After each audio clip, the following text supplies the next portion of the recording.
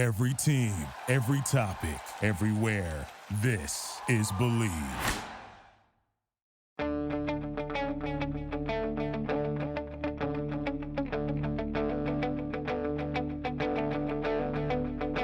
Ich warte seit Wochen auf diesen Tag und tanz vor Freude über den Asphalt.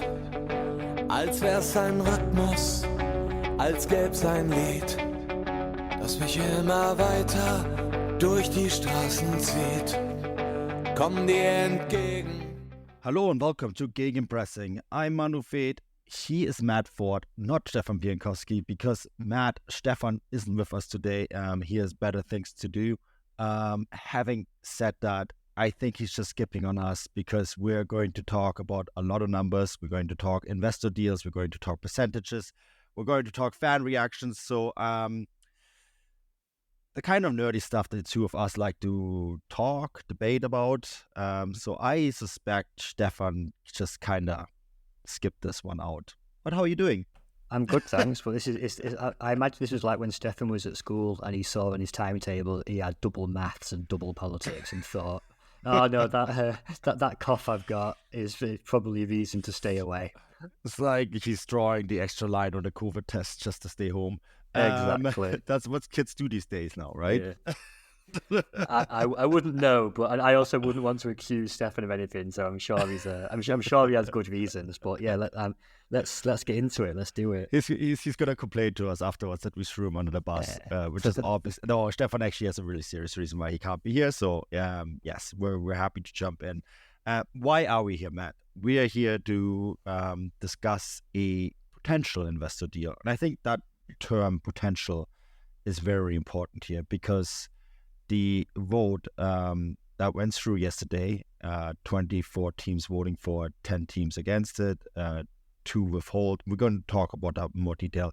Basically, just gives the Deutsche Fußballliga, the governing body of the 36 Bundesliga clubs, first and second division, the right to negotiate with an investor here, right? And I think that is really important to start with. There is no investor deal agreed with yet. There's certain companies that are interested in investing in the Bundesliga, but this is essentially just the door opener, I guess is the best way to say it. Matt, what are the precise figures involved here? Like, what's really going on here? Why is this investor deal so important for the league?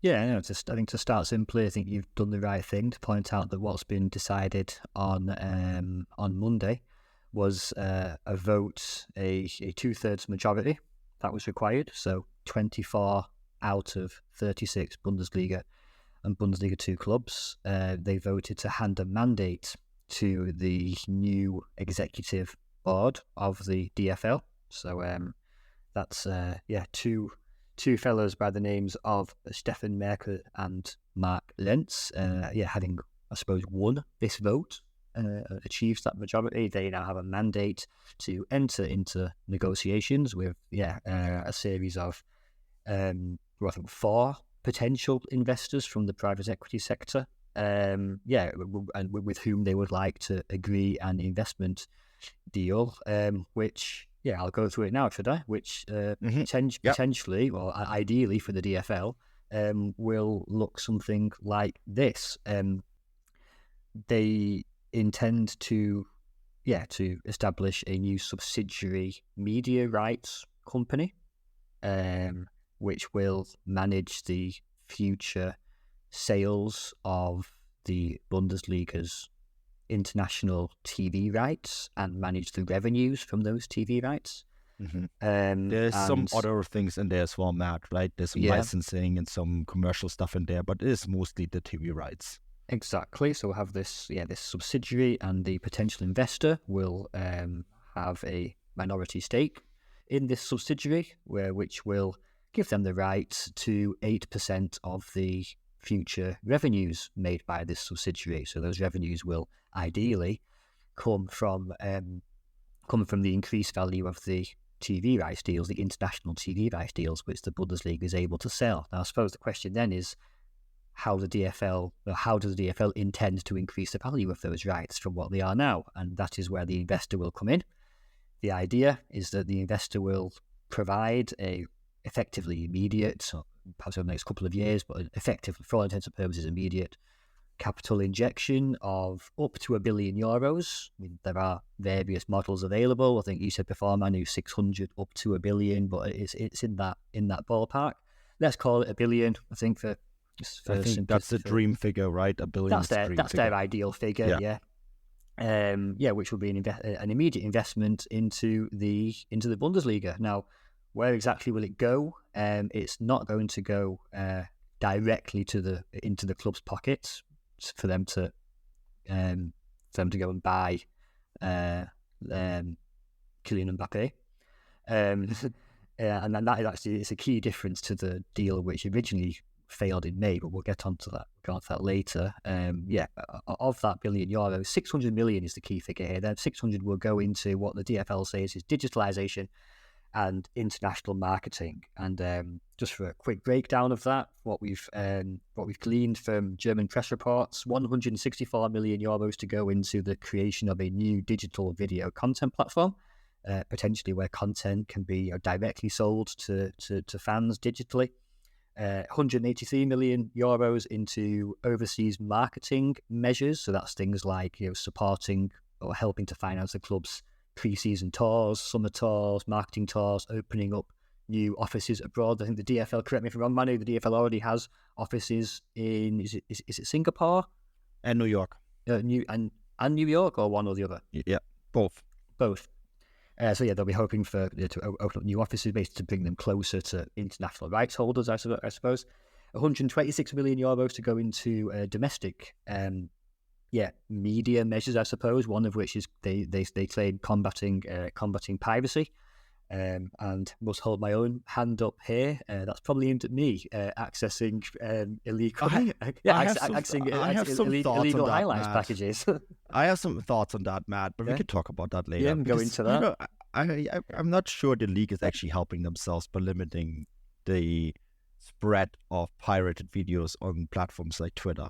I think I tend to agree, but we will get onto that. I think I do tend to agree because I think ultimately, if you can access the content quicker, it probably benefits everyone. But we'll get onto that later. There's also slightly vaguer suggestions to go into media development, such as more intimate video content, potentially from dressing rooms or from team buses, or immediate pre-kickoff or pre-set piece interview, perhaps even as far as in-game drone footage, GoPros, that sort of thing. As far as I know, nothing is set in stone, but I think it's fair to say that's the sort of thing that they're looking at. And then, other various developments in virtual Bundesliga / esports and other various bits and bobs. Now, as I said at the start, that's only 600 million of the proposed 1 billion investment. What's happened to that other 300 to 400 million? That is initially going to be set aside to compensate the initial 4 years of 8% revenue payments to the investor. So for the first 4 years, according to the plan of these 8% investment siphons off to the private equity investor, that's obviously going to cost the clubs money. So this initial €300 million investment will go to compensate that, at least for the first 4 years, until ideally, hopefully, through all these measures which I've just gone through, the value of those international TV rights increases, increasing revenues and profits for all concerned. So it sounds perfect, doesn't it, Matt? I mean, it sounds perfect. I guess it doesn't sound as good as the deal they could have gotten in May. Indeed. Because I have the numbers in front of me for the May deal. Was right. The league hoped to get 40% of the generated revenue for digitalization, 45% to improve infrastructure, and then the remaining 15% would have been free to use by individual clubs. And I think that was a key difference, wasn't it? Because there were fears from particularly some of the smaller clubs that if a portion of that invested money is given to clubs and not ring-fenced purely for digitalization or for streaming platforms or international marketing, that it will go into other areas of the clubs, which they would argue would simply have increased the gulf between the biggest and the smallest even more. Yeah, I think so. Although, now it's earmarked to pay the investor back, so I don't know if that's any better. But Yeah, so, true. I think it would have been better if the clubs would have gotten that money. I mean, that really raises the question to me, right? You already kind of mentioned what does the DFL want from this. The real goal here is really to grow the league abroad, isn't it? And I have spent quite a bit of times with Bundesliga clubs abroad, mostly in the United States. With Dortmund, Kaiserslautern, Bayern, Stuttgart, Köln. I've traveled with them through the United States, and all of them have pointed out how important it is to be consistently in markets like that. And I'm not just saying the United States, Asia is just as important, right? And that they need to increase the frequency of doing it, and that ultimately these trips cost them more money than they make in the short term, right? So they hope that this essentially pays for it, right? That they have money available to have these marketing tours that then hopefully lead to greater exposure abroad, and then also, to basically to increase the value of those international TV rights that they sell. Basically just getting people in America or Asia to know that there's actually another league than the Premier League, right? And I think this is the other aspect that is really important here. We now live in a world where the Bundesliga doesn't want to close the gap to the Premier League. They're simply trying to thread water and stay where they are in relation to the gap, right? And I think when you talk to the people at the DFL, they're very keen in pointing this out. This isn't about closing the gap. This is essentially just ensuring that the Bundesliga remains number 2 behind the Premier League, stay ahead of La Liga, stay ahead of Serie A, stay ahead of League. And those 3 leagues, Matt, all had, I guess the best word is really to call it a defeat when it comes to the negotiations with television rights, right, with their respective partners. Yeah, they've all had various domestic issues. Yeah. I think one area where I definitely do have objective sympathy with the DFL in this is this desire to increase the value of those international rights, because they are going to, whether it's closing the gap or treading water, it depends who you ask. If there is room for improvement, it is on the value of those international TV rights. If just do a quick comparison, I know that there was the new Premier League TV deal that's actually just been announced. It is actually a bit higher, but I don't have the complete figures in front of me, so I'm going to stick with the previous one. I think that the comparison still holds up. The previous international TV rights deal for the Premier League's broadcasting rights outside the UK was worth 6.3 billion euros over 3 years. Now, the comparable German Bundesliga international TV rights deal is only worth 683 million euros over 4 years, and that works out. You're talking, that's a foreign deal, right? Yeah, the international foreign TV rights. The domestic one is a different issue. We're not talking about the domestic issue, the domestic TV rights. That's completely different. We're talking about the international TV rights. So yeah, compare 683 million euros for Germany over 4 years to 6.3 billion euros for the Premier League over 3 years. So that's you can see, can't you, that that's where they see potential for growth. And yeah, I think I think you can understand that desire. You have what you have to point out though, and this is something that gets often overlooked. The Bundesliga generates more on commercial deals than the Premier League does. And that is something that gets often overlooked. Someone like Freiburg will get more on sponsorship deals than the Premier League equivalent, name one. But the television is so high for Premier League teams that that kind of gets lost in the conversation, doesn't it? And of course, I think when you look at that figure that you just mentioned, the 600 million euros for international TV rights, you can, okay, glass half full, that's the second best worldwide. Glass half empty, it's 10% of what the Premier League gets. Yeah. No, if you break it down, it works out at 100. It's actually incredible. It works out to 170 million euros per year. But of course, you have to divide that by 36 clubs. Now, of course, they all get different amounts depending on the formula. but it's an average of 4.75 million euros per year per club. Now, as we all know, in the modern football, that's an absolute drop in the ocean. So, in other words, there is a lot of room to grow, and this is supposed to help.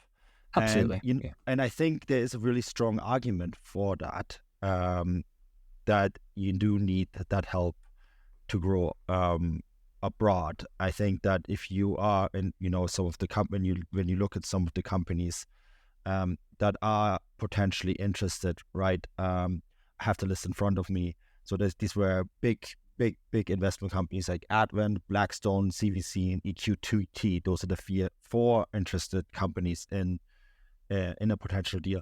I think they come with a level of know-how that the Bundesliga, these are multi-billion corporations, and they have media investments all over the world, and they come with a level of know-how. I think that the DFL, despite its, and I think they are actually right in this, it's despite the fact that they are very advanced in their television product, they just simply don't have that sort of network to tap into, right? So I do think that is something that the DFL has a chance to generate more money off. And Matt, the other thing is here too, the 8%, the investor only gets the money back if the investor actually makes the money for the Bundesliga in the first place, doesn't it?